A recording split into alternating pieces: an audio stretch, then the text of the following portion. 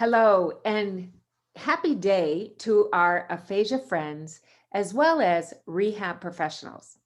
This is a video I really want you to take the time to watch because the information you are about to learn can definitely make a huge impact on your recovery and maybe on your level of frustration. Because I know that when some of you are working on apps or looking for tools, it can get frustrating to find the right thing.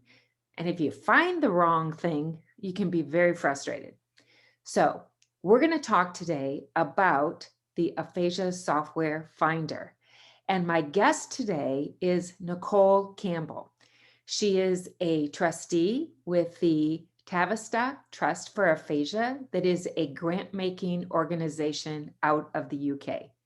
I'm going to jump right into the questions, but I do want to let people know you want to watch all the way to the end because we will have a link to a YouTube where you can watch and learn more and take a little more time.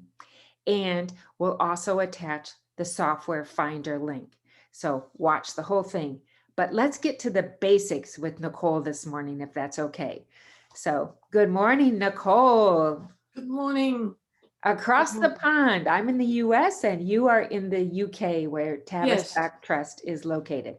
That's So right. can you tell me basically what is it? How do people use it? What is it? Well, I think you touched on this in conversations we've had over the years, that not all aphasia therapy apps are right for all types of aphasia.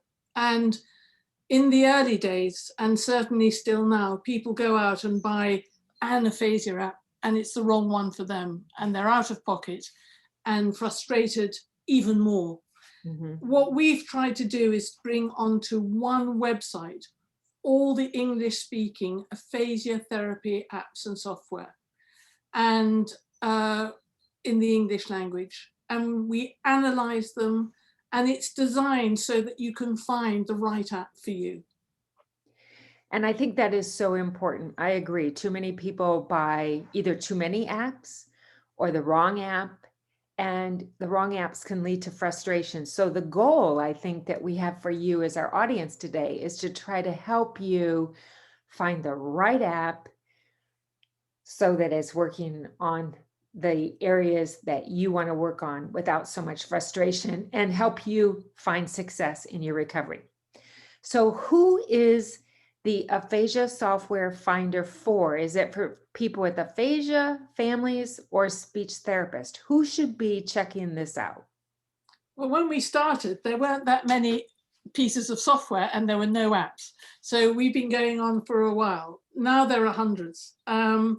We've tried to make it as aphasia friendly as possible, and we designed it with people with aphasia. So it really is for people with aphasia, their family and friends. But there is so much information there that we do encourage people who find it difficult to get help to navigate it. Having said that, we were very aware from the very beginning that aphasia professionals did not have the time to look in every country and try and find the new pieces of software that were coming out, and now apps. And what we've done is developed a dedicated search page for aphasia professionals that uses filters and takes them straight to a very detailed analysis of what each app does, that was written by Sarah Woodward, who is a dedicated specialist in this area. So it's for any aphasia professional, and also for people with aphasia and their friends and families. But I suspect that most people with aphasia will welcome some help navigating it now. Yes. And as a family member, you know, my son David had a stroke. I think that it's a wonderful tool for loved ones to really take the time to search out this software, this aphasia software finder. Take some time and educate yourself, because you a lot of times are the conduit to get the right app for your loved one, because if they work on their recovery more frequently, and are not as frustrated because they're getting the right app at the right level, everybody's a lot happier. So I just really like the work that Tavistock Trust has put into this. So let's talk a little bit, Nicole, about what's in it. Like once somebody checks it out, what's in it. And of course they'll see when they watch the video, because they can actually see it on the video. But in a nutshell, what's in it? Well, would it be all right for me to share my screen briefly? Sure. What's in it? It's got one section which is all about aphasia therapy apps, and there are videos on each page that will help you know how to use those pages, and there's this dedicated one for the advanced professional. So there's one whole section which is simply aphasia therapy apps. There's then another section which we've called general apps and software. Now, these were not designed for people with aphasia, but they can help some people with everyday tasks. And therefore, and we've also, in particular, highlighted the ones in green that help you with computers, for instance. So that's another section. Then we have a what's new page, which shows you what's been added or updated in the last 60 days. We have a page that's all about evidence and articles to do with aphasia and computer therapy. And lastly, we have another section, which is links to helpful resources, information about this new technology that's coming out, voice-activated assistance. We've just put some new information, because it's just coming out, about how that helps people with aphasia. Glossary, frequently asked questions. But the whole, how we started and what we started with was the aphasia software finder.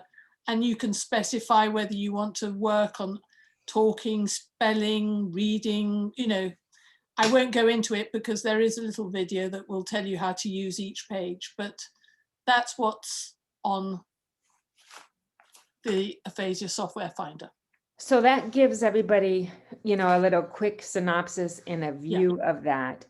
And I just want to add that I think for those that are listening, especially if you're a family member, education is absolutely key.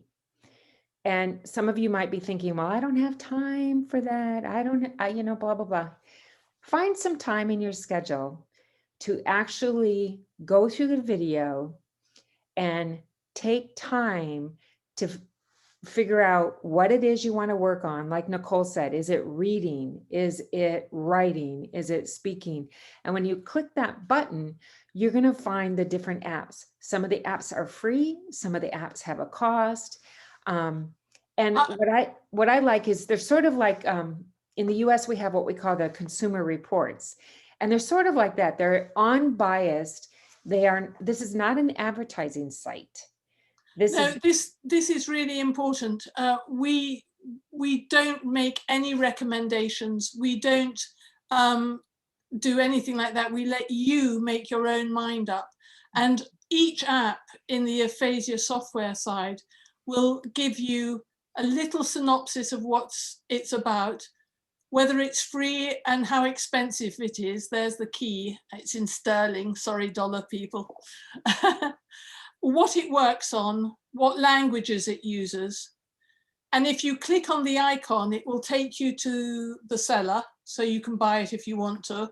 But if you click on the name, it will take you to a little summary. The first one is aphasia friendlier. But if you're a professional and you click on the detailed summary, then it will give you a lot more information. And if you want the aphasia friendly, you click on that icon. So you'll have that for every single app that's in there. So I hope that's helpful. I think that's incredibly helpful because people can see the vast amount of information that's in there. And it Yeah, does take time. So I think what I would advise people to do is to take their time, figure out what it is the person with aphasia wants to work on. yeah, That's really important. They should be empowered to know and to share with you what it is. So don't be yeah. picking a reading app if they really want to be working on writing. You want That's somebody, right. yeah, what is their goal? And you help them match their goal to the work that they want to put in. To me, I think that's so important. Yeah, and if you click on the different ones and say the list that comes up, you scroll down and see it, it will only be the apps that will help you do that particular thing. Right. So the other thing that I would just want to add, because I've seen this happen while we're talking about apps, and then we will wrap it up, is I also think it's important to pick maybe one app and get comfortable with it, and then decide if you're ready to expand to a second app, or maybe if it wasn't quite the right app. Because sometimes what I see, and I suspect you see this, Nicole, too, I think, and I'm going to speak as a family member. When my son David had his stroke and was unable to speak, read, or write, I was in a panic mode. And somehow I thought the more I would get, the more I would do. And sometimes I think because we're in a panic mode, let's face it, we may actually buy too much and make it incredibly confusing and overwhelm the person with aphasia. So my other advice would be figure out what's the most important. Start there, keep it simple, get success. And as you find success with one, then decide if you're going to expand. So go slow, go at the pace of the person with aphasia, and certainly try to help motivate them to work hard every day because that's how people get better is consistent practice, practice, practice. And if you give them the wrong software and the wrong tools, I tell you what, if somebody gave me something to do and the tool was frustrating and the wrong tool and wasn't what I was interested in working on, how long do you think my motivation is going to last? And I think that's one of the beauties about the Aphasia Software Finder is that it's funded by the Tavistock Trust for Aphasia.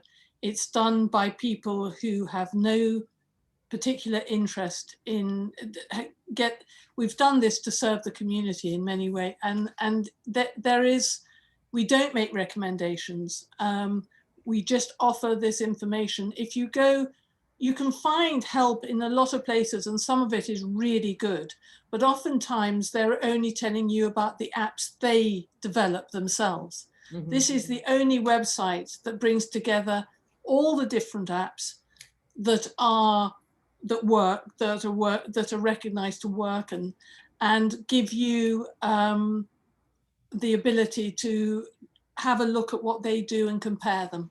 Mhm. Well, I tell you what, I so appreciate your time today. I am going to link a couple of things. One, there is a video that will take you through the software finder so that you have a nice general view more than we spent time on today. It's a 4-minute video. I highly recommend you watch that. I'm also going to link the actual software finder. So whether you are a family member or a person with aphasia or a speech pathologist, I highly recommend you take the time. You know, we all want a quick fix. Take your time to understand the software finder so that you find success. Yeah, but we've made it, we fund it, it's free, please use it. Yes. And I want to say thank you so much, Nicole, today for your Thank you. time. And, you know, really, the Tavistock Trust for Aphasia, it's really a living legacy of Robin Tavistock, who Absolutely. was the Duke of Bedford in the UK, and he had a stroke at a young age. He And had a what, brain hemorrhage. okay, a hemorrhage. And what a wonderful living legacy Yeah, that Tavistock has done, and the incredible amount of work it takes to put this kind of a website together So use it, be patient with it, and we wish you well on your recovery and continued success. Thank you. Bye now. Thanks Bye, again, everyone. Nicole. Thank you. Bye-bye.